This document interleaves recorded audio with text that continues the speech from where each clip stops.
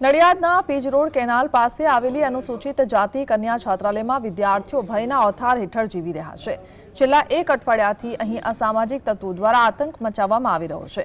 ગત રાત્રે છાત્રાલય પર પથ્થરમારો કરવા અને રૂમમાં લાઇટના ફોકસ ફેંકવાની ઘટનાને પગલે 50થી વધુ વિદ્યાર્થીનીઓએ આખી રાત ઉજાગરો કરી ડરમાં વિતાવી હતી। ચોંકાવનારી બાબત એ છે કે આ અંગે છાત્રાલયના વોર્ડનને વારંવાર રજૂઆત કરવા છતાં કોઈ નક્કર કાર્યવાહી કરવામાં આવી નથી, જેને લઈને વિદ્યાર્થીનીઓમાં ભારે રોષ જોવા મળી રહ્યો છે।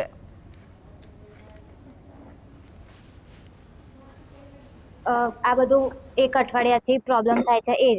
અને અમે જ્યારે ઓડિટ આવી ગાંધીનગરથી ત્યારે મેડમને કીધું હતું કે તમે અહીંયા રોકાજો, પણ મેડમ રોકાતા જ નથી।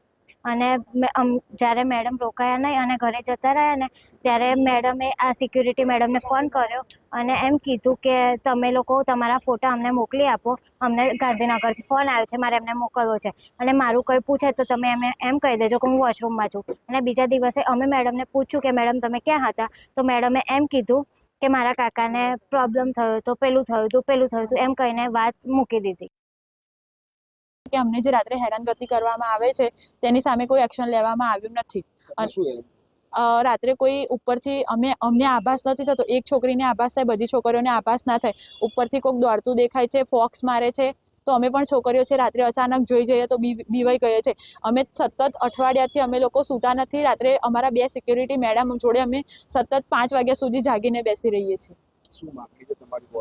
વોર્ડન મેને બદલવા જોઈએ।